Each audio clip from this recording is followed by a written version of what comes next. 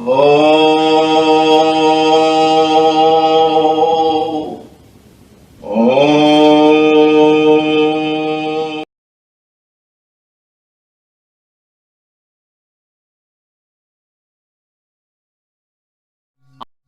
நமஸ்காரம் சகோதர சகோதரிகளே. முதலில் வடகரை வள்ளல் சித்த வித்தையின் கர்த்தா ஞானபிதா சுவாமி சிவானந்த பரமஹம்சருக்கு முதற்கண் நமஸ்காரத்தை தெரிவித்துக் கொள்வோம். மேலும் இந்த பதிவு எதற்காகவென்றால், இந்த பதிவில் பிரம்மஸ்ரீ கிருஷ்ணானந்த பாரதி அவர்களின் சிறு ஆடியோ தொகுப்பின் சச்சங்க உரையாடல் இணைக்கப்பட்டுள்ளது.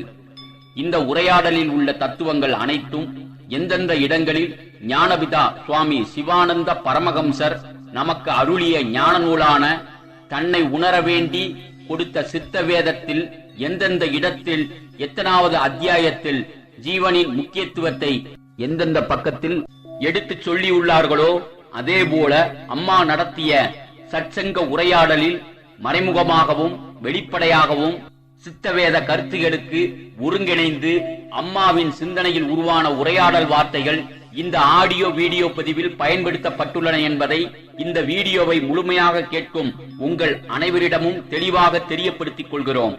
மேலும் தமிழில் அம்மாவின் கருத்துகளையும் சித்தவேதத்தில் சொல்லப்பட்டுள்ள கருத்துகளையும் ஒப்பிட்டு எடுத்துக்காட்டி அருமையாக உரையாடி விளக்கம் கொடுத்து இருக்கிறார் திருச்சியைச் சேர்ந்த பிரம்மஸ்ரீ கார்த்திகேயன்.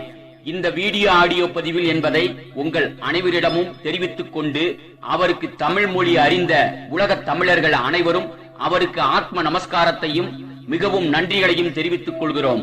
மேலும் முக்கிய குறிப்பு என்னவென்றால், அம்மா அவர்கள் பூலதேகத்தோடு இருக்கும் பொழுது யாரையும் வீடியோ எடுப்பதற்கோ போட்டோ எடுப்பதற்கோ அம்மா அவர்கள் விருப்பத்தோடு அனுமதித்ததில்லை என்று அம்மாவை நேரடியாக பார்த்து உரையாடிய பலர் கூறியுள்ளார்கள் என்பது இங்கு முக்கியமாக குறிப்பிடத்தக்கது. அதனால் அவருடைய வீடியோ போட்டோஸ் இவற்றை பார்ப்பதும் நாம் அனைவருக்கும் ஒரு குடுப்பினை என்பதை தான் நாம் கருதி கொள்ள வேண்டும். மேலும் அம்மாவை பற்றிய அரிதாக கிடைத்த வீடியோவையும் போட்டோவையும் ஆடியோவையும் இதில் இணைத்துள்ளோம் என்பதை தெரிவித்துக் கொள்கிறோம். மேலும் பிரம்மஸ்ரீ கிருஷ்ணானந்த பாரதி அம்மாவின் சச்சங்க ஆங்கில உரையாடலை தமிழாக்கம் செய்து திருச்சியைச் சேர்ந்த பிரம்மஸ்ரீ கார்த்திகேயன் பேசியிருக்கிறார். அப்படி அவர் பேசிய தமிழாக்க ஆடியோவும் இந்த வீடியோ ஆடியோ பதிவில் இணைத்துள்ளோம். வீடியோவை ஓட்டாமல் நகர்த்தாமல் முழுமையாக செவிகளில் கேட்டு அம்மாவின் ஞானத்தால் தழும்பிய வார்த்தைகளையும் ஞானபிதாவின் சித்தவேத கருத்துகளையும் சிந்தித்து சித்த வித்தை என்ற ரகசிய அரிய பிராணாயாம கலையை சதாசர்வ காலமும் அவரவர் உள்ளில் முயற்சி செய்வோமாக. ஆத்ம சகோதர சகோதரிகளே, இப்போது அடுத்தடுத்த பதிவுகளின் தொடர்ச்சியை முழுமையாக பார்க்கவும் செவிகளில் ஆழ்ந்து சிந்தனையில் மூழ்கி கேட்கவும் என்று இறைவனான குருவினர்களால் வேண்டி விரும்பி கேட்டுக்கொள்கிறோம். ஆத்ம நமஸ்காரம் சகோதர சகோதரிகளே. No need necessary for the cold, no need water. Then the winds are there. The wind. The wind, through the wind also that produces that electricity. Now the solar came. Everybody depending on that solar. So like that, we are thinking still without eating food we can't survive. No, with the water also we can survive. With the wind, that is the Vayu action. Annam. That is the real Annam. Gati. Sarpagati. We are doing the Sarpagati. Snake. When you do that Vayu, then automatically solar energy will also come. The solar is here. Soul, solar. Soul, Atmavu, Ara, solar. We are getting the solar energy. When you do the, what is the 24/7, Krishna Bhagavan says, Asanova, Shayanova, Tistan, Gachan, Sadakala, Sarvakala, Vayusvikaranam, Uttamam. Because he said, when you are standing, sitting, laying down, and when you are doing work, 24 hours, you do the work with your hands. But do the yoga inside. That is the karma yoga. That is the real karma yoga. Karma yoga means we are not doing with the hands. No. The karma is what is Vayu-Bhaksha. That is the real yoga. You are the stars, rocking stars, youngsters. You can do more. You have to prove to the world. Yes, there is a Vayu-Bhaksha. That is the father, the founder is the Shiva and the Paramahamsa. We have to explore to the world. அடுத்து வரும் audio திருச்சியைச் சேர்ந்த பிரம்மஸ்ரீ கார்த்திகேயன் அவர்கள் பிரம்மஸ்ரீ கிருஷ்ணானந்த பாரதி அவர்களின் ஆங்கில உரையாடலை தமிழாக்கம் செய்து பேசிய ஆடியோவைத்தான் கேட்க இருக்கின்றோம். நல்ல அந்த எடுக்க குறைகளுக்கு குறைஞ்சிடாது, அந்த படிப்படியா தான் நம்மளுக்கு குறையும். அப்படிதான் அவங்க அந்த நிலையை அடைஞ்சிருக்காங்க. அந்த நிலையில நின்னுதான் அவங்க அதை பேசவும் செய்திருக்காங்க. என்னன்னா அவங்க சொல்லும் போது பாத்தீங்க அப்படின்னா, இந்த சித்த வித்தை பயிற்சியை நாம் சரியாக முறையாக செய்யும் போது நமக்கு உள்ளார இருக்கக்கூடிய அந்த ஜீவசக்தியான வாயு அதையே உண்ணக்கூடிய ஒரு நிலைமைக்கு நம்ம படிப்படியா உயர்த்தப்படுவோம். அந்த நிலையை அடையும் பொழுது மட்டுமே அந்த உள்ளுக்குள்ள இருக்கக்கூடிய அந்த சக்தியை கொண்டே நாம் வாழக்கூடிய அந்த உன்னத நிலையை அடைய முடியும் அப்படிங்கிறத சொல்லியிருக்காங்க. அப்போ அந்த நிலைக்கு போறதுக்கு சில நாட்கள் ஆகும், சில வருடங்கள் கூட ஆகலாம். அவங்களுடைய அந்த பயிற்சியையும் முயற்சியையும் பொறுத்து அவங்க எப்படியெல்லாம் பயிற்சி பண்ணாங்க, என்னெல்லாம் ஃபாலோ பண்ணாங்கிறதையும் அடுத்து சொல்ல வர்றாங்க. அவங்க என்ன சொல்றாங்க அப்படின்னா, இந்த சரியான கதி அப்படிங்கிற அந்த விஷயத்த நாங்க பிராக்டிஸ் பண்ண சர்ப்ப கதி அப்படிங்கிறாங்க. சர்ப்ப கதி அப்படிங்கிறது என்ன அப்படின்னா, பாம்பு இருக்கு இல்லைங்களா, அது நேரா நிக்கும் போது அதனுடைய கதி எப்படி இருக்கும்னா நம்ம பண்ணக்கூடிய அந்த கதிக்கு ஓரியன்டா தான் இருக்கும். அதனாலதான் அவங்க அந்த சர்ப்ப கதி அப்படிங்கிற அந்த வார்த்தையை யூஸ் பண்ணியிருக்காங்க. சரி, இது நம்மளுக்கு சித்த வேதத்துல எங்க கொடுக்கப்பட்டிருக்குன்னா, சித்த வேதம் பக்கம் எண் 112 4வது அத்தியாயத்துல பாத்தீங்கன்னா அந்த சரியான கதியை பத்தி அப்பா சொல்றாங்க. அது எப்படி அப்படின்னா, ஜீவசக்தியான வாயுவுக்கு நேர்மையாய், அதாவது இலகுவாய், யாரொரு சேட்டையும் சப்தமும் இல்லாமல், சுவாசம் உண்டோ என்று அறிவதற்கும் கூட முடியாமல், அதாவது அவங்க சுவாசிக்கிறாங்களா கதி எடுக்கிறாங்களான்னு கூட தெரியாத அளவுக்கு அவ்வளவு மெல்லிதா இருக்கணுங்கிறாங்க. அப்படி எடுக்கும் போது 2 மார்புகளின் குழியில் இருந்தோ அல்லது அடித்தொண்டையின் குழியில் இருந்தோ ஒரு துடிப்பு மட்டும் காணலாம். அந்த அளவுக்கு அந்த மைனூட்டான கதி முதல்ல நம்மளுக்கு ஓடுதா அப்படிங்கிறத நம்ம கவனிச்சு பார்க்கணும். பயிற்சி பண்ணும்போது நம்ம மணிக்கணக்குல பயிற்சி பண்றோம் அப்படிங்கிறதோட சரியா குறிப்பிட்ட நேரம் பயிற்சி பண்றோம் அப்படிங்கறத நம்மளுக்கு மேன்மையை தரும். அப்படி அந்த கதி ஓடும் போது மட்டும்தான் அது அந்த கதி மாற்றத்தை நம்மளுக்கு கொடுக்கும். அதுதான் அந்த மோட்சத்திற்கு உள்ள ஒரு மார்க்கமாகவும் இருக்கிறது அப்படின்னு சொல்றாங்க. அதுதான் அந்த சர்ப்ப கதியை பத்தி அவங்க சொன்ன ஒரு விஷயம். அடுத்ததா அவங்களுடைய உரையாடல் தொடருது. தொடர்ந்து அப்படியே போகும்போது அந்த 112வது பக்கத்திலேயே அடுத்த 113வது பக்கத்துல அப்பா சொல்றாங்க, இந்த கதி மாற்றம் நடக்கணும் அப்படின்னா வேற என்ன பண்ணணும் அப்படின்னா, நம்மளுடைய அக்னி நேத்திரமாகிய அந்த புருவ மத்தியத்திலேயே கவனம் வச்சு நம்ம எப்பொழுதும் சதா இந்த அபியாசம் பண்ணணும். அடுத்தது ராக துவேஷம்னு சொல்லக்கூடிய விருப்பு வெறுப்புன்னு சொல்லக்கூடிய அந்த துர்குணங்களை எரிக்கணும்.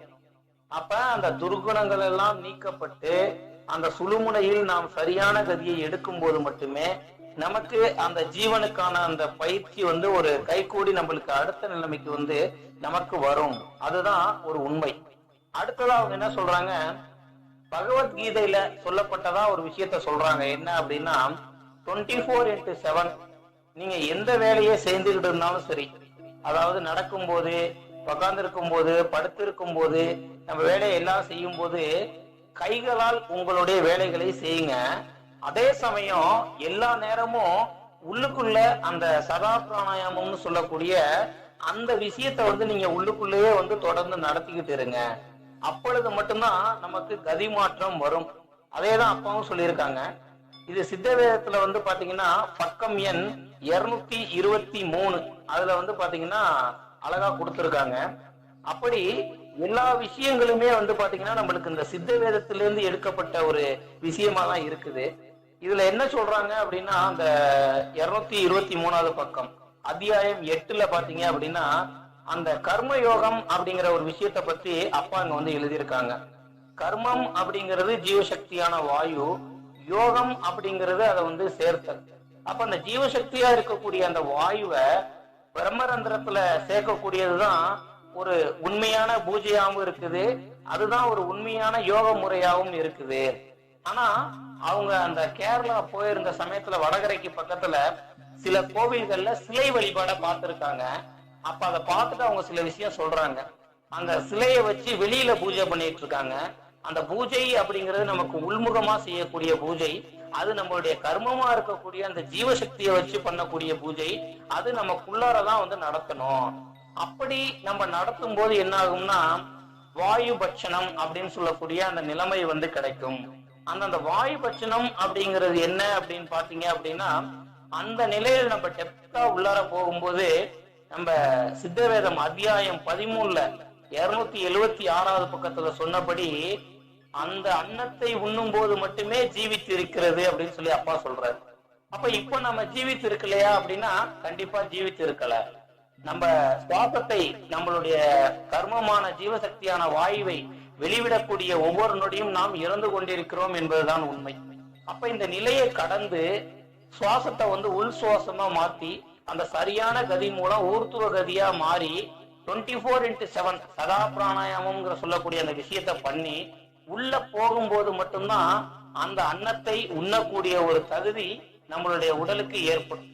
அப்ப அது வரைக்கும் இந்த உடலுக்கு தேவையான அளவு உணவு, நீர் மற்றும் அடிப்படை தேவைகள் எல்லாமே நம்ம கொடுத்துக்கிட்டு இருக்க வேண்டிய ஒரு கட்டாயத்துல இருக்கிறோம். அதனால இதை நல்ல அப்சர்வ் பண்ணிக்கணும். அப்ப அவங்க அந்த அளவுக்கு ஒரு நல்ல ஒரு முயற்சியோட அந்த பயிற்சி அடைந்து முதிர்ச்சி அடைந்து அந்த நிலைமைக்கு போய் தான் அதை வந்து அவங்க வந்து அந்த வாயு பட்சணம் அப்படிங்கிற ஒரு நிலைமை அடைஞ்சிருக்காங்க. அப்போ அவங்கள்ட்ட எல்லாம் கேக்குறாங்க, இந்த வாயு பட்சணம்னா என்ன, உங்களுடைய குரு யாரு அப்படின்னு சொல்லி சொல்றாங்க. அதை எங்களுக்கு சொல்லிக் கொடுக்க முடியுமா அப்படின்னு சொல்றாங்க. அவங்க அதுக்கு ஒரே வரியில பதில் சொல்றாங்க. என்ன அப்படின்னா, இந்த வாயு பட்சணம் அப்படின்னு சொல்லக்கூடிய விஷயம் வந்து வார்த்தைகளால் விவரிக்கக்கூடிய ஒரு விஷயம் கிடையாது. அத வார்த்தைகளால சொல்லி இப்படிதான் அது உங்களுக்கு அப்படின்னு சொல்லி நான் டீச் பண்ண முடியாது. அத உங்களுடைய அனுபவத்தின் மூலமாக சித்தவித்தை பயிற்சியை சரியான முறையில் நாம செய்யும் போது அந்த வாயு பட்சணம் அப்படின்னு சொல்லக்கூடிய விஷயம் நமக்குள்ள விளங்க வரும். அதுதான் உண்மை. அதனால இந்த பயிற்சியை வந்து தொடர்ந்து நீங்க வந்து செய்யுங்க. எந்த அளவுக்கு சரியா அதை பண்ண முடியுமோ அந்த அளவுக்கு பண்ணுங்க அப்படிங்கிறாங்க. அதே மாதிரி அந்த பயிற்சி வாங்கி சில வருடங்களுக்கு அப்புறம் தான் அவங்க அந்த நிலையை எட்டுறாங்க. அந்த உணவு, நீர், உறக்கம், பெண்களுக்கு உண்டான அந்த சில வருடங்களுக்கு அப்புறம் தான் அது நிக்குது. அப்ப அதெல்லாம் நின்னதுக்கு அப்புறம் தான் அவங்களுக்கு அதெல்லாம் தேவையில்லை அப்படிங்கிற நிலைமை வந்து இயற்கையாவே ஏற்படுது.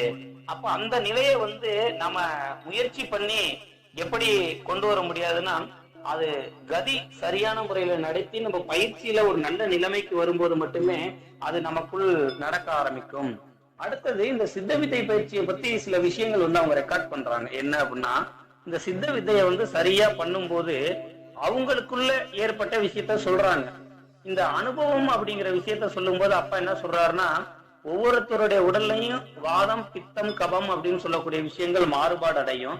அப்ப அதுக்கு தகுந்த மாதிரி அந்த அனுபவ நிலைகளும் விஷயங்களும் மாறுபடும். அப்ப அவங்களுக்கு என்ன சொல்றாங்கன்னா, 15 நாட்கள்ல நான் வந்து முழு மூச்சா அந்த பயிற்சியை பண்ணேன்.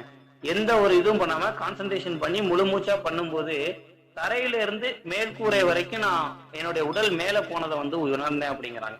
அடுத்ததா என்ன நடந்துச்சு அப்படின்னா, என்னுடைய உடம்பு வந்து ஒரு கால சக்கரத்தை போல, கால இயந்திரத்தை போல சுத்த ஆரம்பிச்சுங்கிறாங்க.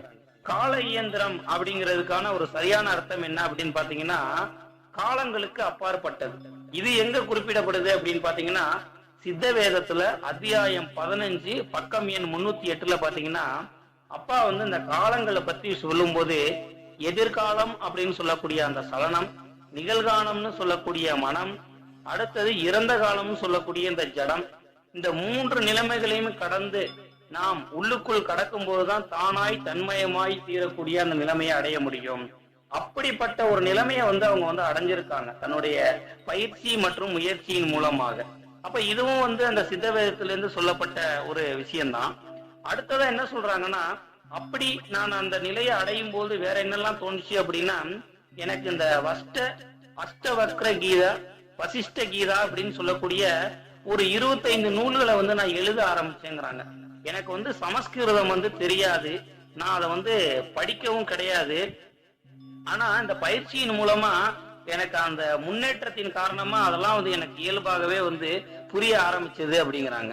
சரி, இத வந்து எங்க சித்த வேதத்துல இந்த கருத்துக்கள் வந்து நம்மளுக்கு மேட்ச் ஆகுது அப்படின்னு பாத்தீங்கன்னா, அத்தியாயம் 5ல பக்கம் எண் 146 அப்பா அந்த ஞானம் மஸ்தக ஞானத்தை பத்தி பேசும்போது இதுல தெளிவா கொடுத்திருக்காங்க. என்ன அப்படின்னா, நம்மளுடைய உள்ளில் இருந்து வெளியில் வந்த ஜீவனை திருப்பி உள்ளில் கொண்டு போய் பார்க்கும் போதுதான் சத்தியத்தை தெரிந்து கொள்ள முடியும். அப்பொழுதுதான் ஞானம் உண்டாகிறது. அதுதான் மஸ்தக ஞானம் அப்படிங்கிறார். அப்ப அவங்க அந்த சர்வஜன் அப்படின்னு சொல்லக்கூடிய அந்த முற்றும் உணர்ந்த நிலையில எப்படி இருந்தாங்க அப்படின்னா, ஜீவனை உள்ளுக்குள் கொண்டு போய் திருப்பி அந்த பிரம்மரந்தத்தை தட்டி திறந்து அங்க போகும்போது அந்த மஸ்தக ஞானம் அடைஞ்சதுக்கு அப்புறம் தான் அந்த விஷயம்லாம் சொல்றாங்க. அப்ப அந்த மஸ்தக ஞானம் அடைவதற்கான முயற்சியை நம்ம சரியான முறையில பண்றோமா அப்படிங்கறத நம்ம அப்பப்ப பாத்துக்கணும். அதுதான் மஸ்தக ஞானம் அப்படிங்கிறது. அடுத்தது அவங்க என்ன சொல்றாங்கன்னா, நீங்க யோகம் நல்லா பண்ணுங்க, you will do yoga, you will do yoga. அந்த ரிப்பீட் பண்ணிட்டே இருக்காங்க. சித்த வித்தையை தொடர்ந்து பண்ணணும், சரியா பண்ணணும் அப்படிங்கிறது. என்ன காரணம் அப்படின்னா, அவங்க அந்த யோகத்திலே இருந்து, அந்த சதா பிராணாயாமத்திலே இருந்து யோகியா மாறிட்டாங்க. யோகியா மாறினதுக்கு அப்புறம் தான் அந்த விஷயம்லாம் அவங்களுக்கு நடந்திருக்கு. இதை நம்ம நல்லா அண்டர்ஸ்டாண்ட் பண்ணிக்கணும். ஏன்னா ஒருத்தரை பார்த்து உடனே நம்ம ஒரு எக்ஸ்போஸ் ஆகி அவங்கள மாதிரியே நம்மளும் பண்ணணும் அப்படிங்கிறது நடக்காது. ஏன்னா ஒவ்வொருத்தருக்கும் அந்த அனுபவ நிலைகள்ங்கிறது மாறுபடும். அதனால அந்த விஷயத்தை ஆழ்ந்து புரிஞ்சுக்கணும். பொதுவா ஒரு பழமொழி என்ன சொல்லுவாங்கன்னா, ஒரு வேளை உண்பவன் யோகி, இருவேளை உண்பவன் போகி, 3 வேளை உண்பவன் ரோகிம்பாங்க. அது புரிதல் தவறா போயிடுச்சு. எப்படி அப்படின்னா, ஒருவேளை சாப்பிட்டுக்கிட்டே இருந்தோம்னா நம்ம யோகியா ஆக முடியுமானா கண்டிப்பா யோகி ஆக முடியாது. நம்ம ரோகியா தான் ஆக முடியும். யோகி தான் ஒருவேளை உண்பார். என்ன காரணம்னா, அவர் பயிற்சி பண்ணி பண்ணி அந்த நிலைக்கு போகும்போது அந்த உணவினுடைய தேவை அப்படிங்கிறது குறைஞ்சிக்கிட்டே வந்துடும். அந்த நிலைக்கு போகும்போது அவருக்கு ஒருவேளை உணவு போதுமானதா இருக்கும். அதே மாதிரி உடல் உழைப்பு உழைக்கிறவங்களுக்கு அதுக்கு தகுந்த மாதிரி உணவு தேவைப்படும். இது சொல்ல போனீங்கன்னா, நம்ம ஆசிரமத்திலே பாத்தீங்கன்னா அந்த ஒரு பெரியவர் என்ன சொன்னாரு அப்படின்னா, இந்த சின்ன வயசுல யங் ஏஜ்ல இருக்கிறவங்களுக்கு எல்லாம் பாத்தீங்கன்னா அந்த வயல் வேலையெல்லாம் செய்ய வேண்டி இருக்கிற காரணத்தினால அவங்களுக்கு கொஞ்சம் திட ஆகாரமா கொடுப்பாங்களாம். நார்மலா ஜபத்திலே இருக்கக்கூடிய பெரியவங்க கொஞ்சம் மெல்லிசான, அதாவது லிக்விட் ஃபுட்டு தான் எடுத்துக்குவாங்க அப்படிங்கிற விஷயத்த சொன்னாங்க. அப்போ அவங்க தவம் பண்ணி யோகி ஆயிட்டாங்க. அந்த யோகி ஆனதுக்கு அப்புறம் இந்த அனுபவம்லாம் எனக்கு கிடைச்சது அப்படிங்கிறாங்க. அப்ப அந்த யோகிய நிலைமையை நம்ம அடையும் போது நமக்கும் அந்த மஸ்தக ஞானம் வரும். அந்த மஸ்தக ஞானத்து மூலமா நம்ம ஞானத்தை அடைஞ்சு எல்லா விஷயத்தையும் நமக்கு தெரிஞ்சுக்கலாம் அப்படிங்கிற ஒரு உண்மையை அவங்க சொல்றாங்க. அப்படி அந்த எப்படி இந்த யோகத்தின் மூலமா வேற என்ன நடக்குது அப்படிங்கறத அவங்க சொல்றாங்க. இந்த கர்ம யோகம்னு சொல்லக்கூடிய இந்த சித்த வித்தை பயிற்சியின் மூலமா நமக்குள்ளார வேற என்னெல்லாம் நடக்குது அப்படின்னு சொல்றாங்க அப்படின்னா, அந்த கர்ம வினைகள் எரிக்கப்படுதுங்கிறாங்க. இது எப்படி கர்ம வினைகளை எப்படி எரிக்க முடியும் அப்படின்னு சொல்லி கொஞ்சம் சிந்திச்சு பார்த்தோம்னா, அப்பா கர்மம் அப்படிங்கிறது ஜீவசக்தியான வாயுங்கிறாரு. எண்ணங்களும் அந்த ஜீவசக்தியான வாயுவுக்கு அந்த எண்ணங்கள் தட்டுறதுனாலதான் அந்த பதிவே ஏற்படுது அப்படின்னு சொல்றாரு. அப்போ அந்த எண்ண பதிவுகளா இருக்கக்கூடிய அந்த ஜீவசக்தியினுடைய வெளிப்பாட்டிலிருந்து ஏற்பட்ட அந்த பதிவுகளை எப்படி முள்ளால எடுக்கிறோமோ, அது மாதிரி அந்த எண்ணத்தினுடைய பதிவுகளா இருக்கக்கூடிய அந்த விஷயத்த கர்மம்னு சொல்லக்கூடிய அந்த ஜீவசக்தியான வாயுவின் மூலமாக நாம் பயிற்சி பண்ணும்போது அந்த கர்ம வினைகள் எரிக்கப்படுது அப்படிங்கிறத அழகா சொல்றாங்க. அடுத்தது ஒரு விஷயம் சொல்றாங்க. என்ன அப்படின்னா, ஞானா நாடி பிரசவகம். இப்போ அவங்க அந்த சில வார்த்தைகள்லாம் பயன்படுத்தும் போது சரி அவங்க வேற ஏதோ சொல்ல வர்றாங்களோ அப்படிங்கிற மாதிரி எல்லாத்துக்குமே தோணும். ஒரு உண்மையை இந்த இடத்துல கண்டிப்பா சொல்லியே ஆகணும். எல்லாமே சித்த வேதத்தில் இருந்து எடுக்கப்பட்ட ஒரு விஷயங்கள். சித்த வேதம் அப்படிங்கிறது சுவாமி சிவானந்த பரமேஸ்வருடைய மஸ்தக ஞானம். அந்த மஸ்தக ஞானத்துல ஏற்பட்டதுதான் அவர் புஸ்தகமா எழுதி வச்சிருக்கார். அப்ப அவங்க அந்த சித்த வித்தை பயிற்சியின் மூலமாக அதை அடையும் போது அதுல இருந்து தான் எடுத்து சொல்றாங்க. அப்ப இந்த ஞானா நாடி பிரசவகம் அப்படிங்கிறது எங்க சொல்லப்படுது அப்படின்னா, சித்த வேதம் அத்தியாயம் 4 பக்கம் நம்பர் 87. இதுல அப்பா அந்த புருவ மத்தியத்தை பத்தி சொல்லும்போது என்ன சொல்றாரு அப்படின்னா, இந்த 72,000 நாடிகளும் சஞ்சரிக்கக்கூடிய இடம் அந்த புருவ மத்தியமாகும்.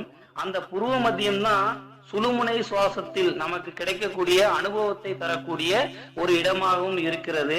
நம்மளுடைய ஆத்ம சூரியனும் அந்த இடத்துலதான் இருக்குது. அததான் அவங்க ஞானா நாடி பிரசவகம் அப்படின்னு சொல்லக்கூடிய ஒரு சமஸ்கிருத வார்த்தையில சொல்றாங்க.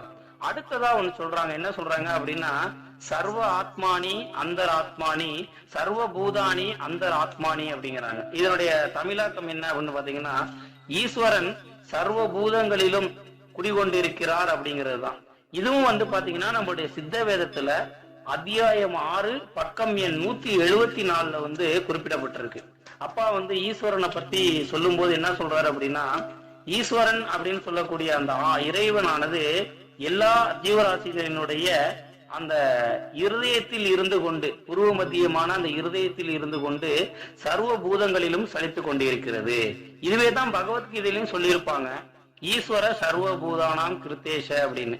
அப்போ இதுவும் வந்து சித்த வேதத்திலிருந்து அவங்க சொன்ன ஒரு விஷயமா வருது. அடுத்தது வாயு ஸ்ரீகரண சர்வகம்னு சொல்லி ஒரு வாயத்தை பயன்படுத்துறாங்க. அதாவது இந்த வாயுன்னு சொல்லக்கூடிய அந்த ஈஸ்வர சக்தி சர்வ வியாபகத்துவமா எல்லா பக்கங்களும் வீற்று இருக்கிறது அப்படிங்கிறாங்க. இது சித்த வேதத்துல 2வது பக்கத்திலேயே அப்பா சொல்லியிருக்காரு. ஈஸ்வரன் அப்படிங்கிறவரு சர்வ வியாபி, அவர் வந்து எல்லா பக்கமும் வந்து நீக்க மர வந்து நிறைஞ்சிருக்கிறாரு அப்படிங்கிற ஒரு விஷயத்த வந்து சொல்லியிருக்காங்க. அடுத்ததா அந்த புருவ மத்தியம் இருக்கு இல்லைங்களா, அந்த புருவ மத்தியம் வந்து எப்ப வந்து நம்மளுக்கு வந்து ஆக்டிவேட் ஆகும், அதை ஆக்டிவேட் பண்ணும்போது நமக்குள்ள என்னென்னலாம் நடக்கும் அப்படிங்கிறதையும் சொல்றாங்க. என்ன அப்படின்னா, அந்த புருவ மத்தியம் சுழுமுனை நாடி, இந்த சுழுமுனை நாடியில நமக்கு வந்து அந்த சுவாசம் வந்து ஓட ஆரம்பிக்கும் போது என்ன ஆகும் அப்படின்னு பாத்தீங்க அப்படின்னா, நமக்கு அந்த மஸ்தக ஞானம் புலப்படும், நம்மளுடைய உடல்ல எல்லா மாற்றங்களுமே நடக்கும். எப்படி அப்படின்னா, ஒரு போனு சிம் கார்டு மட்டும் இருந்தா நம்ம நெட் கனெக்ஷன் இல்லாம எப்படி உள்ளார போய் அந்த இன்டர்நெட்ல விஷயங்களை தெரிஞ்சுக்க முடியாதோ, இந்த புருவ மத்தியத்தை நம்ம வந்து ஆக்டிவேட் பண்ற வரைக்கும் நம்ம வெளி உலகத்துல உள்ள விஷயங்களுக்கு இடையில தான் மாட்டிக்கிட்டு இருக்கோம். அப்ப எப்ப அந்த சுழுமுனை நாடியின் மூலமாக அந்த புருவ மத்தியம் அக்னி நேத்திரம் ஆக்டிவேட் ஆகுதோ, அப்ப நம்மளுக்கு மஸ்தக ஞானம் உண்டாகி வெளியில இருக்கக்கூடிய எல்லா விஷயங்களும் வந்து நம்மளுக்கு தெரிய வரும் அப்படின்னு சொல்லிட்டு சாமியை பத்தி, சிவானந்த பரமஹம்சரை பத்தி ஒரு பாடலும் அவங்க வந்து தெலுங்குல வந்து பாடி முடிக்கிறாங்க. பாடிட்டு அந்த பாடங்களுடைய ஒரு அர்த்தத்தை என்ன சொல்றாங்க அப்படின்னா, சுவாமி சிவானந்த பரமஹம்சர் வந்து இந்த கர்ம யோகம்னு சொல்லக்கூடிய சித்த வித்தை பயிற்சியின் மூலமாக அவருடைய கர்ம வினைகளை முழுமையாக எரித்து சித்த யோகியா மாறுறாரு. சித்த யோகியா மாறி அவருடைய உடல் வந்து ஒரு வஜ்ரமா மாறுதுங்கிறாங்க. வஜ்ரம் அப்படின்னா எதனாலும் கொண்டு தாக்கப்பட முடியாத ஒரு நிலைமை. அப்ப சாமியை வந்து ஒருத்தர் ஒரு கத்தியை கொண்டு வெட்ட வரும்போது அந்த கத்தி தான் உடையுது, சாமி மேல அது படல. அதுக்கு என்ன காரணம் சொல்றாங்க அப்படின்னா, இந்த கலியுகத்துல அந்த ராமனாகவும் பீமனாகவும் இருக்கக்கூடிய பரம்பொருள் வந்து சுவாமி சிவானந்த பரமஹம்சர் தான். ஏன்னா இப்ப நம்மள மேல ஒருத்தர் வந்து கத்தியை வீசினார்னா அது வெட்டத்தான் போடும். ஆனா சாமி மேல வந்து ஏன் அந்த கத்தி படல அப்படின்னா, அவர் அந்த சித்த வித்தைன்னு சொல்லக்கூடிய அந்த பயிற்சியின் மூலமாக அவருடைய கர்ம வினைகளை எரித்து அந்த பரம்பொருள் நிலையில இருந்ததுனால அந்த மாதிரி நடந்தது. அப்ப சுவாமி தான் வந்து முன் யுகத்துல வந்து ராமராகவும் இருந்ததாகவும், இப்ப வந்து அவர் தான் ராமராகவும் பீமராகவும் இருக்கிற மாதிரி அவங்களுடைய அனுபவத்துல அவங்க வந்து அந்த பாடலை பாடுறாங்க. அது மட்டும் இல்ல, சாமியை சொல்லும் போது யோகீஸ்வர ஈஸ்வரர், அப்போ இறைநிலையே அவர் தான், எங்கும் நிறைந்திருக்கும் அந்த சர்வ வியாபியா இருக்கக்கூடியவர், நமக்குள் ஈஸ்வரரா இருக்கக்கூடியதுமே வந்து அவர் தான். அவர் வந்து கலியுக குபேரனா இருக்கிறாரு அப்படிங்கிறாங்க. என்ன காரணம்னா, சாதாரணமா ஒரு செல்வந்தரா கூட சொல்லல, செல்வந்தர்னாலே அவர் நிறைய பணம் உள்ளவர், வசதி உள்ளவர்னு சொல்லலாம். குபேரர் அப்படின்னா வாரி வாரி வழங்கக்கூடியவர். அப்ப நமக்கு எந்த வகையில சாமி நம்மளுக்கு வாரி கொடுக்கிறாரு அப்படின்னா, அந்த சித்த வித்தைன்னு சொல்லக்கூடிய அந்த பயிற்சியின் மூலமாக நமக்கு ஞானம், அந்த மோட்சம், அந்த மேல்கதி அப்படின்னு சொல்லக்கூடிய நிலைமையை வந்து வாரி வழங்கக்கூடிய நிலைமையில தான் சுவாமி சிவானந்த பரமஹம்சர் வந்து நமக்கு இருக்கிறாரு. அப்போ இவங்களுக்கு இதெல்லாம் எப்ப தோணுச்சு அப்படின்னு பாத்தீங்கன்னா, அவங்க அந்த 3 குணங்களை கடந்து, சாத்விகம், ராஜசம், தாமசம்னு சொல்லக்கூடிய அந்த 3 குணங்களையும் கடந்து அந்த புருவ மத்தியிலேயே மனதையும் கண்களையும் நிறுத்தி அங்க அந்த ஆத்ம சூரியன் பிரகாசிக்கும் போதுதான் இந்த நிலைமையெல்லாம் அடைய முடிஞ்சது. இது எல்லாமே சித்த வேதத்தில் இருக்கக்கூடிய கருத்துக்கள் தான் அவங்க சொன்னது எல்லாமே. மறுபடியும் அவங்க கூட உரையாடல் பண்ண நம்ம சகோதரர்கள்ட்ட எல்லார்ட்டையுமே அவங்க எத்தனை கேள்விகள் கேட்டாலும் அவங்க சொன்ன ஒரே பதில் என்ன அப்படின்னா, சித்த வித்தை பயிற்சிய முறையா நம்ம பண்ணும்போது நமக்கு அந்த அனுபவங்கள் எல்லாம் கிடைக்கும் அப்படிங்கறதுதான் அவங்க சொன்ன ஒரு விஷயமா இருக்கு. ஆகவே நம்ம இதன் மூலமா நம்ம தெரிஞ்சுக்க வேண்டிய விஷயம் என்ன அப்படின்னா, உடனே ஒருத்தவங்களை மாதிரி அவங்க அடைஞ்ச அந்த நிலையை அடைய முடியுமா அப்படின்னா, அதற்கான முயற்சியும் பயிற்சியும் நமக்கு வந்து தேவைப்படுது. புருவ மத்தியில நம்மளால எவ்வளவு நேரம் கண்ணையும் மனதையும் அசையாமல் நிறுத்த முடியுது, அதுக்கப்புறம் எவ்வளவு நேரம் பயிற்சியில உட்கார முடியுது. ஏன்னா அவங்க வந்து வடகரைக்கு வந்தப்ப என்ன சொன்னாங்க அப்படின்னா, அவங்க அந்த வெளியில வர நேரமே ரொம்ப கம்மியா இருந்ததாம், சதா காலமும் அந்த ஜபத்திலே இருந்தாங்க. அப்ப நம்மளால எவ்வளவு நேரம் உட்காந்து பிராக்டிஸ் பண்ண முடியுது? அப்ப நம்மளுடைய பயிற்சி நேரத்தை எப்படியெல்லாம் அதிகப்படுத்தலாம், நம்ம உடல்ல வந்து பொசிஷன் பண்ணி எப்படியெல்லாம் செட் பண்ண முடியும்? இப்படி நம்மளுடைய அந்த சுய பரிசோதனை மூலமாக நமக்கிட்ட இருக்கக்கூடிய அந்த ராகத்வேஷங்கள் எல்லாம் நீக்கி படிப்படியா போகும்போது நமக்கும் அந்த மாதிரியான நிலைமை கிடைக்கும்.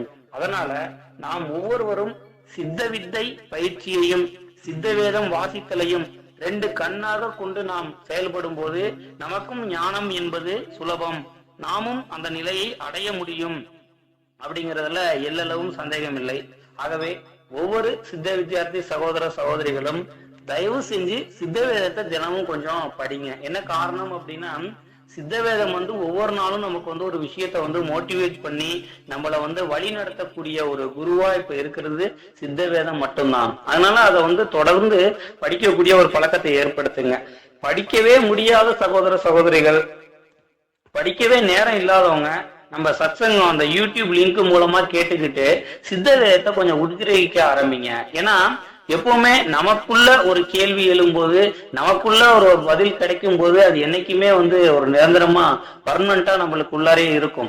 அதனால நல்ல ஜெபம் பண்ணிட்டு அதுக்கப்புறம் உட்காந்து சித்தவேதம் படிக்கக்கூடிய ஒரு பழக்கத்தை ஏற்படுத்தணும்னா கண்டிப்பா புரிய ஆரம்பிக்கும். சித்தவேதம் வந்து நீங்க நல்ல ஜெபம் பண்ண அது நம்ம வந்து இப்போ வாயினால சொல்லி அது புரிய வைக்கக்கூடிய விஷயம் கிடையாது.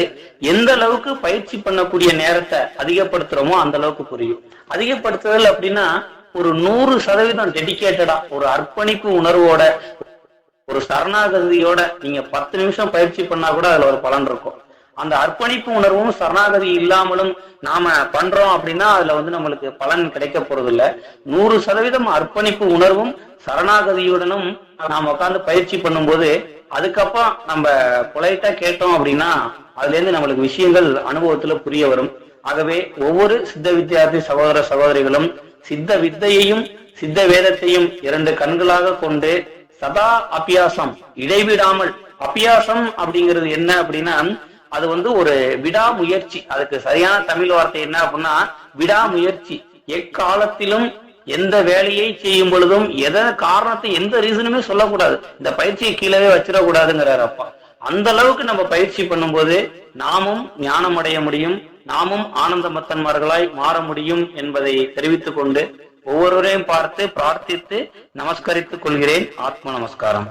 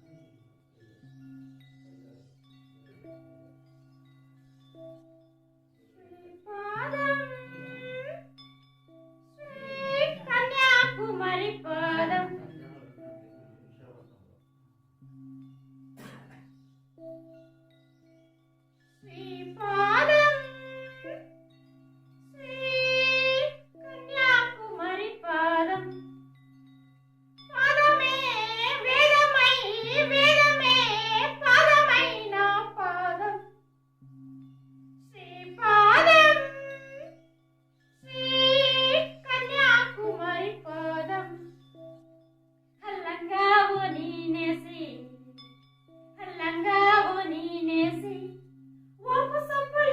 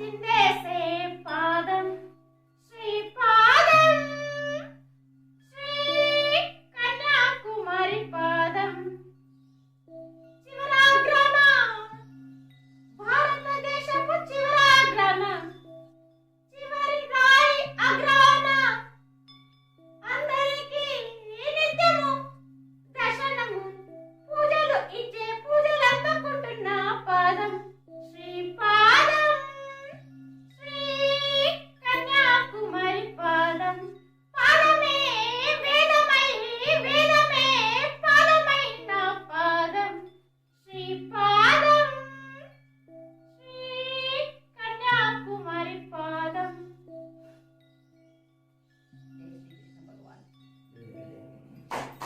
ஆத்ம நமஸ்காரம் சகோதர சகோதரிகளே. பிரம்மஸ்ரீ கிருஷ்ணானந்த பாரதி அம்மாவின் வாழ்க்கையில் நடந்த அரிய தகவல்களை கேட்டு உணர்ந்த அனைத்து சித்த வித்தை பெற்ற சித்த வித்தியார்த்திகளான ஆத்ம சகோதர சகோதரிகளுக்கும் சித்த வித்தை வாங்க போகும் உலக மக்களுக்கும் நன்றி கலந்த வணக்கங்களை தெரிவித்துக் கொண்டு பதிவு முடிவுற்றது என்பதை அறிவித்துக் கொள்கிறோம். ஆத்ம நமஸ்காரம். ஆத்ம நமஸ்காரம் சகோதர சகோதரிகளே. இந்த வீடியோ எதை பற்றியதென்றால், வடகரை வள்ளல் ஞானபிதா சுவாமி சிவானந்த பரமஹம்சரின் வழித்தோன்றலாகிய சமீபத்தில் ஆந்திரா மாநிலத்தில் விஜயநகரம் என்ற மாவட்டத்தில் புன்னத்தூர் ரெட்டிப்பட்டா என்ற கிராமத்தில் பிரம்மஸ்ரீ லட்சுமணானந்தா அவர்களால் ஸ்தாபிக்கப்பட்ட ஸ்ரீ சித்த யோக ஆசிரமத்தில் சமீபத்தில் ஜீவசமாதி வைக்கப்பட்ட பிரம்மஸ்ரீ கிருஷ்ணானந்த பாரதி அவர்கள் ஆங்கிலத்தில் பேசிய ஆடியோ சில சித்த வித்தியார்த்தி ஆத்ம சகோதரர்களால் ரெக்கார்டர் செய்யப்பட்ட அரிய ஆடியோ கிடைத்தது என்பதை உங்கள் அனைவரிடமும் தெரிவித்துக் கொள்கின்றோம். மேலும் அம்மாவின் ஆடியோ ரெக்கார்டர் பதிவு செய்த ஆத்ம சகோதரர்களுக்கு மிகவும் நன்றிகளை தெரிவித்துக் கொள்கிறோம். அடுத்ததாக வரக்கூடிய இந்த பதிவு பிரம்மஸ்ரீ கிருஷ்ணானந்த பாரதி அவர்கள் கேரளாவில் காயனா சித்தாசிரமத்திற்கு அருகில் அமைந்துள்ள சித்த வித்தியார்த்தியான பிரம்மஸ்ரீ விஸ்வநாதன் அண்ணா அவர்கள் வீட்டிற்கு அம்மா அவர்கள் சென்ற பொழுது அங்கே நடந்த சச்சங்கத்தின் ஆங்கில ஆடியோ ரெக்கார்டரை தான் நாம் இப்பொழுது அனைவரும் கேட்கப் போகின்றோம். மேலும் ஒரு முக்கிய அறிவிப்பு என்னவென்றால், பிரம்மஸ்ரீ கிருஷ்ணானந்த பாரதி அவர்கள் ஆங்கிலத்தில் பேசிய ஆடியோவை தமிழில் அழகாக மொழிபெயர்த்ததோடு அல்லாமல் அதை தானே தன்னுடைய வார்த்தைகளால் தெளிவாக அழுத்தம் திருத்தமாக தமிழில் தானே அறிவார்த்தமாக வாசித்து அதை அனைத்து சித்த வித்தியார்த்தி சகோதர சகோதரிகள் அனைவரும் தெரிந்து கொள்ள வேண்டும் என்ற நல்ல எண்ணத்துடன் அம்மாவின் ஆங்கில ஆடியோவை தமிழில் விளக்கம் கொடுத்ததற்கு திருச்சியைச் சேர்ந்த ஆத்ம சகோதரர் பிரம்மஸ்ரீ கார்த்திகேயன் அவர்களுக்கு சித்த வித்தியார்த்திகள் சகோதர சகோதரிகள் அனைவரின் சார்பாகவும் மிகவும் நன்றிகளை தெரிவித்துக் கொள்கிறோம். பிரம்மஸ்ரீ கிருஷ்ணானந்த பாரதி அவர்கள் பேசிய இந்த ஆடியோ தொகுப்பில் வரும் ஆங்கில வார்த்தைகள் நம் அனைவரால் ஓரளவு எளிமையாக புரிந்து கொள்ளும்படியாகவே இருக்கின்றன என்பதை முதலில் உங்கள் அனைவரிடமும் தெரிவித்துக் கொள்கிறோம். அதனால் ஆங்கில வார்த்தைகள் எனக்கு புரியவில்லை என்று வீடியோவை ஓட்டி நகர்த்தி கடந்து விடாமல் அம்மாவின் ஆடியோவை செவிகளில் முழுமையாக கேட்டு அறிந்து கொள்ள முயற்சி செய்ய வேண்டும் சகோதர சகோதரிகளே. அப்படி எனக்கு சுத்தமாக ஆங்கிலமே புரியவில்லை என்று நீங்கள் கருதக்கூடிய நபராக இருந்தால், அம்மாவின் ஆடியோ தொகுப்பிற்கு பின்பு வரக்கூடிய ஆடியோ பதிவு திருச்சியைச் சேர்ந்த பிரம்மஸ்ரீ கார்த்திகேயன் என்ற ஆத்ம சகோதரர் அம்மாவின் ஆடியோ தொகுப்பை தமிழில் அழகாக விளக்கம் கொடுத்துள்ளார். அதையும் முழுமையாக கேட்டு அறிந்து கொண்டால் அம்மா அவர்கள் நம் அனைவருக்கும் என்ன சொல்ல வருகிறார்கள் என்பது தெரிய வரும் என்பதை சகோதர சகோதரிகளுக்கு சொல்லிக் கொள்கிறோம். அடுத்ததாக அம்மா அவர்கள் பேசிய ஆங்கில உரையாடல் ஆடியோ ஆரம்பம். Only 1 year. I took the Siddha Vidya. I have taken from that my father. He has given when I was in London. Okay. After that, within 15 days, my body went up to the roof and I did the levitation. My body rotated like a time machine. And I have written 25 books like this. Ashtavakra Gita, Vasishtha Gita. I don't know. I never ever read. I don't know about the Sanskrit. I never ever learned that one. Everything is coming from like this. That is the Mastiska. whatever it is there, that comes to that pustaka, book. Is it true or not? Mastaka Gnana. When you are become a yogi, then Mastaka Gnana will come. Otherwise, you have to read and get headache. Is it true or not?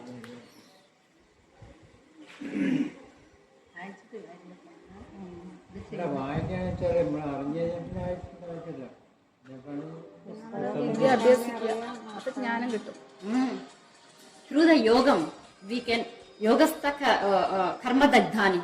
Whatever your karma, they will burn out and you will get jnana. Jnana is here. Third, we have the Ida Pingala and Shishma Nadi. Nana Nadi Prasavakam. Krishna Bhagavan says in Uttara Gita, Nana Nadi Prasavakam. We, in our body, 72,000 nerves are there. That Nana Nadi Prasavakam, the production is here. That is the Sahasrara. That is the, then he said, Sarva Atmani Antaratmani, Sarva Bhutani Antaratmani. Every creature, the soul is here. Urdhvamukha Adoshaka. That face is like ups and down.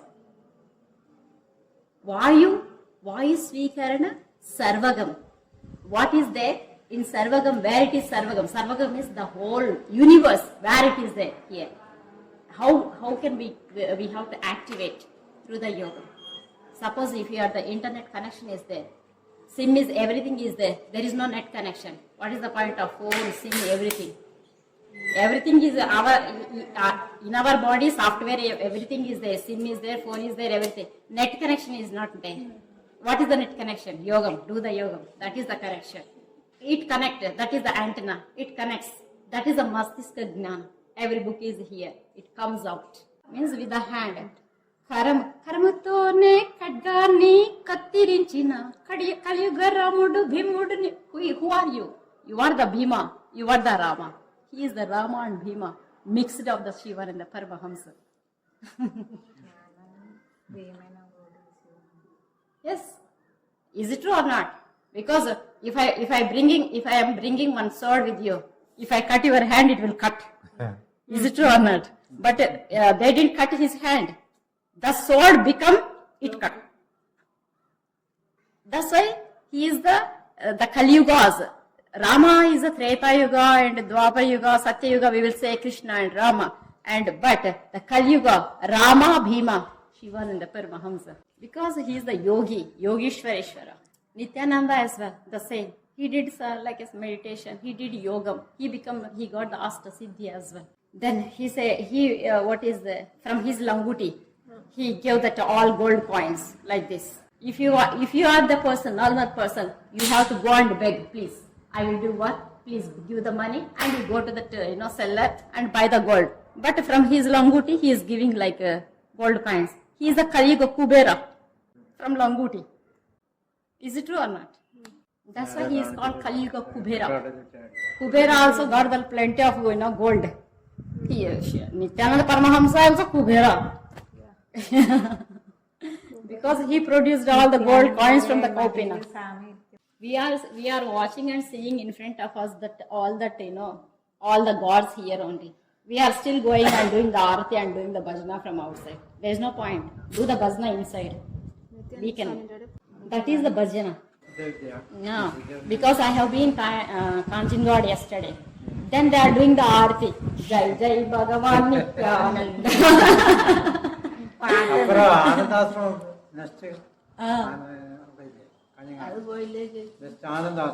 Anand Ashram. Where is it? Nityananda, Ananda, Ramananda. I don't know that one. Poiledu name. Theriyadu noku. 1 kilometer. Anandashram. One person is Janananda from the down. Who is that person? Jayananda, Janananda. Yogananda. Nityananda up.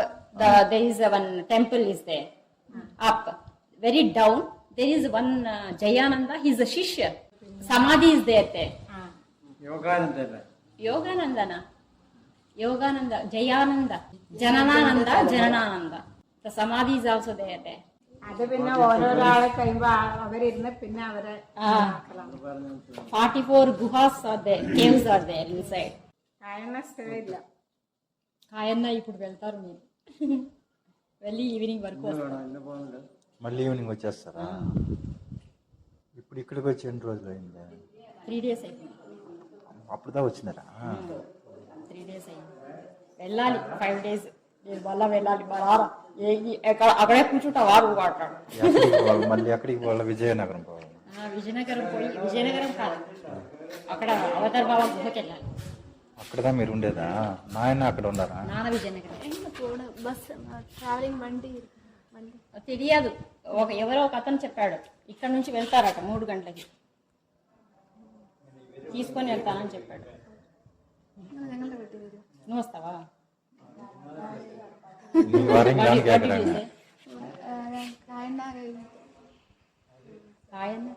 തണ്ടപ്പുറം എന്നൊരു സ്ഥലത്ത് place തണ്ടപ്പുറം. చెప్పండి, మీరు తెలుగులో translate చేయండి. ప్లేసా కాయన ఆశ్రమం കഴിഞ്ഞ് కొంచెం పక్కన ఉంది. 2 kilometers. நீங்க கூட்டின்னு போறேன்றீங்களா? మిమ్మల్ని తోడుకొని పోతానంటారు. వస్తాను నేను. సిద్ధ విద్యార్థులే కదా మీరు, నేను వస్తాను. ஆசிரமத்துல எதுவுமே விட்டுறீங்களா நீங்க? ഞങ്ങള് സിദ്ധി വിദ്യാർത്ഥി. ഇങ്ങനെ ഒരു സുരേന്ദ്രൻ വെള്ളമുടിയൊക്കെ വിട്ട് മരുന്ന് പഠിച്ചിരുന്നു. അവന്റെ വൈഫ് മകള് ഇനി 2 ട്വിൻസ് പിള്ളേർ സ്കൂളിൽ പോയിരിക്കുന്നത്. അവര് വരുമ്പോ തന്നെ ഞങ്ങൾ ഇവിടെ നോടണം, നിങ്ങളെ കാണാൻ വേണ്ടി ഇങ്ങോട്ട് വന്നേ. அப்படியா? தெரிஞ்சுக்கிட்டு வந்தீங்களா? தெரிஞ்சுக்கிட்டேன். మిమ్మల్ని అక్కడ ఎన్నబడి వేసి మిమ్మల్ని చూడాలనే ఇక్కడికి వచ్చుంటారు. പറഞ്ഞു എനിക്ക് കാണണം തോന്നി. ഇവള് സ്കൂളിൽ പോയില്ല. அதுதான் మీరు వచ్చేట్టుకుంటే நீங்க எத்தனை ஆசிரமத்துல விடுறீங்களா? காயன் ஆசிரமம். ఇప్పుడు கார் கொண்டு வந்திருக்கீங்களா? ஆட்டோ இருக்குங்களா? ఆటోలో వచ్చున్నారంట. వెళ్దాము. సర్వీస్ అయిపోతుందా ఇక్కడ 2:30కి అందరికి సర్వ్ చేసి ఫుడ్ తర్వాత వెళ్దాం. 15 minutes స్పెండ్ చేయండి, రికార్డ్ చేసుకుంటాను. సరే మీరు చెప్పండి అనుకుంటా. ఏమిడే ఉంది, అదే ఉంది. లేదు ఏమి లేదు, యోగం చేస్తే అన్ని వస్తుంది. అదిదా కొంచెం చెప్పండి. ఎట్లయినా మీరు స్కూల్ అది హౌస్ వైఫ్, వీళ్ళ హస్బెండ్ వచ్చి ఇక్కడ మందులు పనిచేస్తున్నారు. ഇത് എന്റെ മകള് కూతురు. ఏం కూతురు? ഇതിന്റെ താഴെ ചെറിയ సరే నేను లోపల ஜிபி ஆபீஸ் போய் వస్తాం. వెళ్ళిరండి. அடுத்ததாக வரும் பதிவு பிரம்மஸ்ரீ கிருஷ்ணானந்த பாரதி அம்மா பேசிய ஆங்கில ஆடியோ தொகுப்பில் உள்ள ஆங்கில வார்த்தைகளை தமிழாக்கம் செய்த பிரம்மஸ்ரீ கார்த்திகேயன் அவர்கள் நம் அனைவரிடமும் அந்த ஆங்கில வார்த்தைகளை தமிழில் வாசித்து நம் அனைவருக்கும் தெளிவாக புரிய வைக்க முயற்சி செய்துள்ளார். இப்போது தமிழாக்க ஆடியோ ஆரம்பம். ஒரு 3 நாளைக்கு முன்னாடி ஆந்திரா கிருஷ்ணானந்த பாரதின்னு சொல்லி ஒரு அம்மா வந்து ஜீவசமாதி அடைஞ்சிட்டாங்க. அவங்கள வந்து பாத்தீங்கன்னா அவங்கதான் ஆனந்தமத்தன், ஆனந்தத்தில் லயித்து இருக்கிறவங்க. ஒரு பொங்கல் சமயத்துல வடகரைக்கு வந்திருக்காங்க. அப்போ அந்த அனுபவஸ்தர், அவங்க வந்து ஒரு அனுபவ நிலையில இருக்கிறவங்க, அவங்கள சந்திக்கும் போது ஒரு ரெக்கார்டு ஆடியோ வந்து நமக்கு ஒரு சித்த வித்யார்த்தி, ஒரு சகோதரர் நமக்கு கொடுத்தாரு. சரி, அதை பத்தி அவங்க என்ன சொன்னாங்க அப்படிங்கிறத சுருக்கமா, அது இங்கிலீஷ்ல அந்த ஆடியோ கிடைச்சிருந்தது. என்னால முடிஞ்ச அளவுக்கு அதை தமிழ்ல டிரான்ஸ்லேட் பண்ணியிருக்கேன். கொஞ்சம் புரிஞ்சுக்கிட்டா நல்லா இருக்கும்னு நினைக்கிறேன்.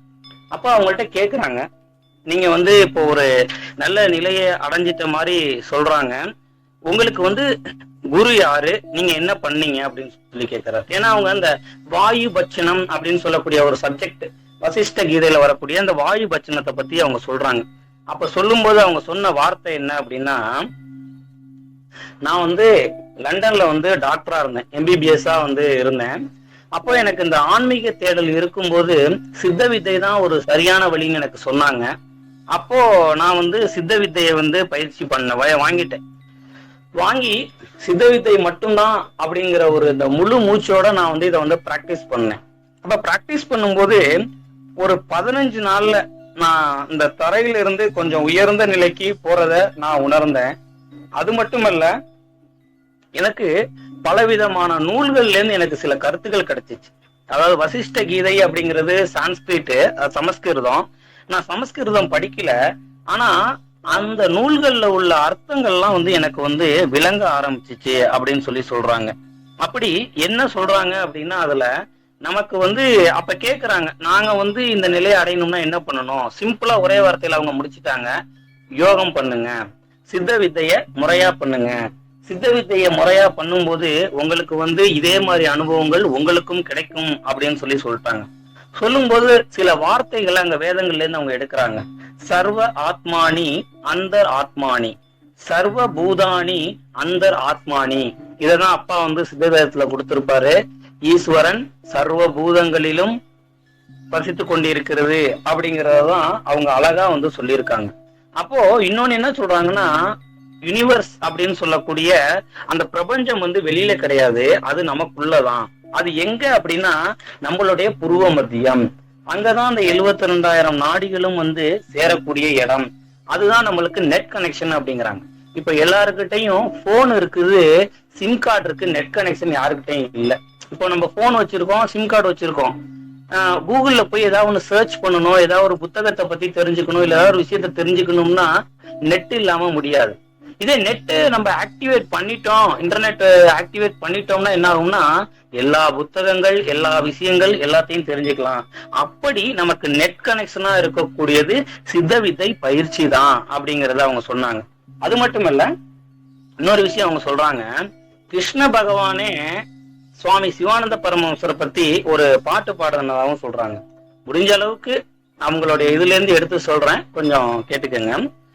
அது ஒரு என்ன பாட்டு அப்படின்னா, భోగాలన్నే భోగి మండలు భగవద మండు పచ్చినం చేసిన ఏమయో శివానంద పరమహంసయ్య కర్మతోనే కదాని కత్తిరితోనే కదాని కత్తిరి చిన్న కలియుగ రాముడు భీముడు నీవేనయ్యా యమయో శిவானந்த பரமஹம்சய்யா. இதுதான் அந்த பாடல் அவங்க பாடினது. அது தெலுங்கு பாடல். அதுல மறுபடியும் அவங்க இங்கிலீஷ்ல அதுக்கான அர்த்தம் சொன்னது என்ன அப்படின்னா, இந்த கர்ம வினைகளை நீக்கக்கூடிய, அதை எரிக்கக்கூடிய ஒத்தி யோகத்துக்கு இருக்கு. இந்த யோகம் என்ன அப்படின்னா அது சித்த வித்தையா இருக்கு அப்படிங்கறத சொல்லியிருக்காங்க. அது மட்டுமல்ல, கிருஷ்ணரே வந்து சிவானந்த பரமஹம்சரை பத்தி அந்த நூல்ல பாடி இருக்கிறதாவும் சொல்றாங்க. அடுத்ததா தொடர்ந்து எல்லாம் கேள்வி கேட்கறாங்க, சுவாமியை பத்தி இன்னும் கொஞ்சம் அவங்களுடைய அனுபவத்தை சொல்லுங்க அப்படின்னு சொல்லும்போது என்ன சொல்றாங்கன்னா, சிவானந்த பரமஹம்சர் வந்து ஒரு குபேரனுக்கு வந்து சொல்றாங்க. இப்ப இந்த பாடலுடைய அர்த்தம் என்ன அப்படின்னா, முன் யுகத்துல வந்து ராமனா இருந்ததும் அவர் தான், இப்ப ராமனாவும் பீமனாவும் இருக்கிறதும் அவர் தான். அப்படிதான் அந்த பாடலுடைய அர்த்தம். அடுத்தது அவரை குபேரனுக்கு ஒப்பிடா சொல்றாங்க. ஏன்னா குபேரன்னா பொதுவா என்ன சொல்லுவாங்கன்னா, செல்வங்களை வாரி வழங்கக்கூடியவர் அப்படின்னு சொல்லுவாங்க. அப்ப சாமி வந்து நமக்கு என்ன செல்வத்தை கொடுக்கிறாருன்னா, அந்த மோட்சம், அந்த பிரம்மானந்தம் அப்படிங்கிற செல்வத்தை நமக்கு வந்து வாரி வழங்குறாரு. அப்படிப்பட்ட அந்த குபேர நிலைமையில தான் சாமி வந்து இருக்கிறாரு. அதை தான் நம்மளுக்கு எல்லாம் கொடுத்துருக்காரு. அப்ப அதை வந்து நம்ம வாங்கி பயன் பெறணும், அதன் மூலமா தான் நம்ம பலன் அடையணும். ஏன்னா அங்க கேட்கப்பட்ட கேள்விகள் 2-3 டைம் ஒரே கேள்விதான் அவங்ககிட்ட கேட்கப்படுது. ஏதாவது சொல்லுங்க அனுபவத்துக்கு. ஒரே வார்த்தையில அவங்க முடிச்சுட்டாங்க, யூ வில் டூ யோகா. நீங்க வந்து தியானம் பண்ணுங்க, நீங்க வந்து சித்த வித்தை பயிற்சியை முறையா பண்ணுங்க, உங்களுக்கும் அது வந்து புரிய வரும் அப்படின்னு சொல்லி அந்த விஷயத்த சொல்லி முடிச்சிருக்காங்க. ஆக இது மூலமா நாம தெரிஞ்சுக்க வேண்டிய ஒரு விஷயம் என்னன்னா, இந்த சத்சங்கத்தினுடைய நோக்கமும் என்ன அப்படின்னா, சதா பிராணாயாமம் அப்படிங்கிற ஒரு விஷயத்தை வலியுறுத்துறதுக்காகவே நாம் தினமும் சித்தவேதம் வாசித்தலையும் அதன் தொடர்ச்சியாக சில அனுபவஸ்தர்களுடைய விஷயங்களை கிரகித்து முடிஞ்ச அளவு சொல்லவும் முயற்படுறோம். இதுல நாம சொன்னதுல ஏதேனும் சத்தியம் இருந்தால் அது கண்டிப்பாக இறைவனை சார்ந்தது. இதில் ஏதேனும் பிழை இருந்தால் அது முழுக்க முழுக்க என்னை சார்ந்தது. சொல்லுங்க, நான் திருத்திக்கிட்டு இன்னும் கொஞ்சம் நல்லா இந்த விஷயங்களை எல்லாத்துக்கும் எடுத்து சொல்றதுக்கு வசதியா இருக்கும். ஆகவே ஆத்ம சகோதர சகோதரிகளே, அவங்க அந்த சின்ன வயசுல 22 வயசுல எனக்கு தெரிஞ்சு ஒரு 21-22 வயசுல MBBS முடிச்சிருப்பாங்க. சர்வீஸ் ஒரு 3 வருஷம் பண்ணியிருப்பாங்க. ஆனா அவங்க சமாதி ஆகும்போது 35 வயது. ஒரு 9-10 வருஷ காலத்துக்குள்ளாரே வந்து பாத்தீங்கன்னா சித்த வித்தை பயிற்சியை நல்ல முறையா பயின்று அந்த நம்ம தினமும் நம்மளுடைய சுய தேவைகளான உணவு, உறக்கம் இதெல்லாம் கடந்த நிலைமையில அவங்க இருந்திருக்காங்க. அப்ப அந்த சித்த வித்தை பயிற்சியினுடைய மகிமை என்ன அப்படிங்கறத நம்ம புரிஞ்சிருக்கணும். ஏற்கனவே நம்ம பல அனுபவஸ்தர்களை பத்தி சொல்லியிருக்கிறோம். இது நம்ம கண்கூடா இப்ப ரீசெண்டா நம்ம சித்த வித்தியார்த்திகள்லாம் பார்த்த ஒருத்தவங்களுடைய அனுபவமா இருக்கு. ஆக நாம ஒவ்வொருவரும் அவங்கள ஒரு முன்னுதாரணமா எடுத்துக்கிட்டு இந்த பயிற்சியை முறையா பண்ணும்போது நமக்கு பலன் கிடைக்க வேண்டிய காலத்துல சரியா கடவுள் வந்து நமக்கு அறிவிப்பார் அப்படிங்கிற ஒரு நம்பிக்கையோட ஒவ்வொருவரும் ஆனந்த மத்தன்மார்களாய் வாழ வேண்டும் என்று சுவாமி எப்படி எல்லாத்தையும் பார்த்து பிரார்த்தித்தாரோ அதே மாதிரி நாம உங்க எல்லாரையும் பார்த்து பிரார்த்தித்துக் கொள்கிறோம். ஒவ்வொருவரும் ஆனந்த மஸ்தன்மார்களாய் வாழ வேண்டும். ஆத்ம நமஸ்காரம். ஆத்ம நமஸ்காரம். சகோதர சகோதரிகளே, பிரம்மஸ்ரீ கிருஷ்ணானந்த பாரதி அவர்களின் ஆடியோவின் தமிழாக்கத்தை கேட்டறிந்த நாம் அனைவரும் ஞானபிதா சுவாமி சிவானந்த பரமஹம்சரால் சுட்டி காண்பித்தும் தொட்டு காண்பித்தும் கொடுக்கப்பட்ட சித்த வித்தை என்ற அரிதிலும் அரிதான ரகசிய பிராணாயாம கலையை சதா சர்வ காலமும் எத்தொழில் செய்தாலும் ஏதவஸ்தை பட்டாலும் முத்தர்மனம் மோனத்திலே என்று சொன்ன பட்டினத்தடிகளுடைய வாக்குக்கிணங்க எப்பேற்பட்ட பணிகளுக்கும் வேலைகளுக்கும் மத்தியிலும் தன்னுடைய கவனத்தை பூர்வ மத்தியத்தில் வைத்து நமது அன்றாட கடமைகளை செய்வோமாக. மேலும் சிவவாக்கிய சித்தரும் திருமூலர் சித்தரும் நாம் பூர்வ மத்தியத்தில் கவனத்தை வைப்பதால் ஏற்படும் நன்மைகளையும் ஏன் வைக்க வேண்டும் என்ற முக்கியத்துவத்தையும் குறிப்பிடுகிறார்கள். அதில் சில பாடல்களை வாசித்து நாம் அறிவில் எடுத்துக்கொள்வோம். இப்போது வாசிக்கும் பாடல் சிவவாக்கியருடைய பாடலாகும். பட்டமும் கயிறு போல் பறக்குகின்ற ஜீவனை பார்வையாலே பார்த்து நீ படுமுடிச்சு போடடா, திட்டவும் படாதடா ஜீவனை விடாதடா, கட்டடா களவறிந்த கல்வனே ஜீவனை என்று குறிப்பிடுகின்றார் சிவவாக்கிய பெருமான். இந்த பாடலில் படுமுடிச்சு போடக்கூடிய இடம் இதுவென்று பரிபாசையில் குறிப்பிடப்பட்டுள்ளன. ஆனால் இதை ஞானபிதா வெட்ட வெளிச்சமாக நமக்கு சித்த வித்தை என்ற ஒரு கலையின் மூலம் பூர்வ மத்தியத்தில் தொட்டு காண்பித்து செவிகளில் உணர்த்தியும் உள்ளார். அடுத்தடுத்து வாசிக்கக்கூடிய சில பாடல்களும் பூர்வ மையத்தை மையமாக கொண்ட பாடலாகும் என்பதை கருத்தில் வைத்துக் கொள்ளவும். மூல துவாரத்தை முக்காரமிட்டிரு, மேலை துவாரத்தில் மேல்மனம் வைத்திரு, வேலொத்த கண்ணை வெளியில் விழித்திரு, காலத்தை வெல்லும் கருத்து இதுதானே என்று குறிப்பிடுகின்றார். ஒன்னா நயனத்தில் உற்ற ஒளிதன்னை கண்ணார பார்த்து கலந்து அங்கு இருந்திடில் விண்ணாறு வந்து வெளிகண்டிட ஓடி பண்ணாமல் நின்றது பார்க்கலுமாமே என்று திருமூலர் சித்தர் பாடலில் குறிப்பிடுகின்றார். நாட்டம் இரண்டும் நடுமூக்கில் வைத்திடில் வாட்டமும் இல்லை மனைக்கு அழிவும் இல்லை, ஓட்டமும் இல்லை உணர்வும் இல்லை, தானும் இல்லை தேட்டமும் இல்லை சிவன் அவனாமே என்று ஒரு பாடலில் குறிப்பிடுகின்றார் பூர்வ மத்தியத்தின் முக்கியத்துவத்தை பற்றி திருமூலர் சித்தர். மேலும் ஒரு பாடலில் நயனம் இரண்டும் நாசி மேல் வைத்திட்டு உயர்விழா வாயுவை உள்ளே அடக்கி துயரற நாடியே தூங்க வல்லாருக்கு பயனது காயம் பயமில்லை தானே என்று சித்த வித்தையை பற்றி அப்பட்டமாக திருமூலர் சித்தர் அன்றைய காலகட்டத்திலேயே குறிப்பிடுகின்றார் என்பதை கவனத்தில் கொள்ளவும். அதனால் எப்போதும் பூர்வ மத்தியத்தில் கவனத்தை சிதறவிடாமல் முறையாக செய்தும் ஞானபிதாவின் உபதேச ஞான முத்தான சித்த வித்தியார்த்தி நடவடிக்கை கிரமங்களுக்கு அனுசரித்து தன் ஜீவனை சிவனாக்கும் இந்த சாகாக்கலையை செய்து தினம் தினம் நித்தம் நித்தம் செய்து வருவோமாக. ஆத்ம நமஸ்காரம். சகோதர சகோதரிகளே, இந்த பதிவு முடிவுற்றது.